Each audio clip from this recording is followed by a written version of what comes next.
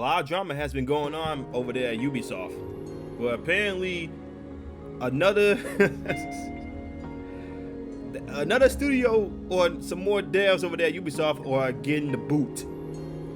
And a lot of game developers who are AAA are calling out the gamers for not buying their games because they believe that people are entitled. They are entitled to people's money instead of just making a good game. Now I'm just letting you know, I've not played Prince of Persia: The Lost Throne. Didn't look like a game that really interests me, so I just skipped it. But one thing I will say is that a lot of these developers, they actually believe that they deserve or they are entitled to your money, and then when gamers come out and say, yeah, you're not entitled to our pockets at all, and all of a sudden they do the whole surprise Pikachu face and call gamers this and that, and when that happens, they wonder why they don't get any sales on their next game. So here's something that I'm gonna comment about. So apparently, after Ubisoft gave the boots to more developers, the developers came out and trash talked gamers, calling them bigots, phobes, the whole gist of it, right? And now you got the Baldur's Gate 3 devs coming out here and saying, if this is how you guys act, there's no wonder you guys are not making money. So this is from PC Gamer, right? Let's see what they actually said. Baldur's Gate 3 publishing chief calls out Ubisoft's broken strategy. If gamers need to get used to not owning games, developers must get used to not having jobs. Based as hell. That is based. Now, Prince of Persia: The Lost Throne was a critical hit but didn't sell very well, and Michael Doss thinks that's entirely Ubisoft's fault, in which it is.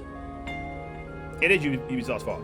Larian director of publishing Michael Doss, never one to be shy about speaking his mind, has spoken his mind against Ubisoft's decision to disband the Prince of Persia: The Lost Crown development team, saying it's the result of a broken strategy that prioritizes subscriptions over sales.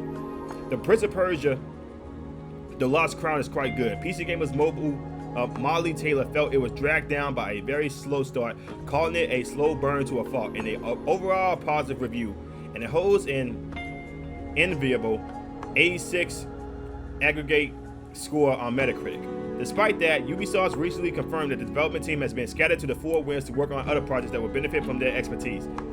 This, Dawes feels, is at least partially the outcome of Ubisoft's focus on subscriptions over conventional game sales. The whole feeling comfortable with not owning your game thing, espoused by Ubisoft director of subscriptions, Philippe Tremblay, because everyone is trying to do the whole PlayStation, Microsoft, and Nintendo thing. Like, these third-party developers are trying to get subscription services in and not actually get game sales. Like, they're not ran by multi-trillion-dollar or multi-billion-dollar companies like Microsoft or Sony or Nintendo. They can't. These third-party publishers cannot do that because they don't have the funds for it, or they try to put all the eggs in one basket, which is the subscription services, in which they can't be doing that because the services need to be into the sales. They need to sell it on the Xbox, on the PC, and the PlayStation, or even hell, GOG or Epic Game Store, Steam, you name it. So, the whole feeling comfortable with not owning a game thing espoused by Ubisoft director of subscriptions Philippe Tremblay earlier this year, and the decision to stop releasing games on Steam. See, this is what really fucked them up, right? They wanted to put their faith in Epic Game Store, but even when Kingdom Hearts 3 or the whole Kingdom Hearts trilogy, which was on PC before, it was on the Epic Game Store. But since people don't like the Epic Game Store and they had no faith in the Epic Game Store, the sales for Kingdom Hearts on PC was not that good. But then when the PC side, when Square Enix came out and put all of the Kingdom Hearts games on Steam, that's when they saw a good amount of sales on Steam, because people have more faith in Steam than they do have faith in Epic Game Store, because Epic Games likes to screw over consumers just as much as Sony does.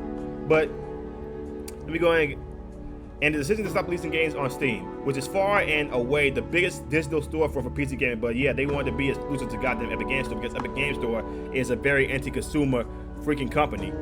The last notable game on their platform was arguably Far Cry 6 in 2021. Doubts posted on X via Games Radar. The Crew, Mirage, and Avatar came in 2023 and didn't perform, so you can assume subscriptions were at a low when Pop released by 2024, which means people wouldn't be launching the store out all that much. If it had released on Steam, not only would it have been a market success, but there will likely be a sequel because the team are so strong.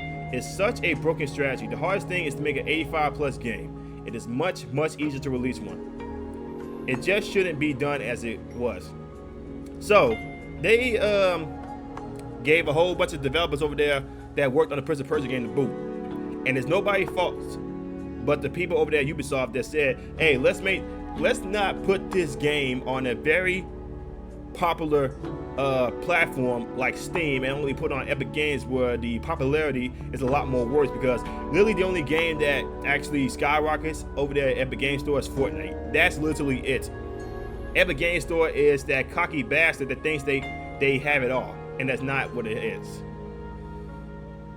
Prince of Persia: The Lost Crown did eventually come to Steam, but not until August 8th, 7 months after its initial release. It's been a well-received there as elsewhere, holding a very positive user rating, but far down the road, the proverbial wind was out of its sails, and the decisions about a sequel and the fate of the dev team were presumably already locked in. If the statement gamers should get used to not owning the games is true because of a specific release strategy,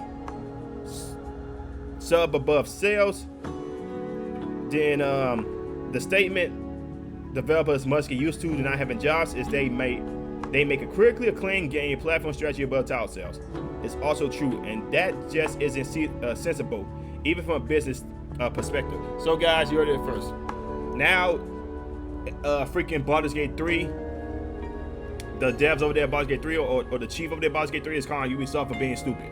And people really believe that it's some of us on this platform called YouTube or Rumble, or hell, even Twitch.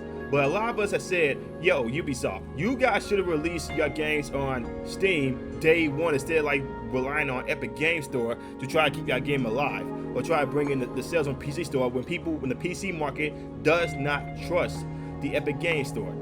But they ain't want to listen.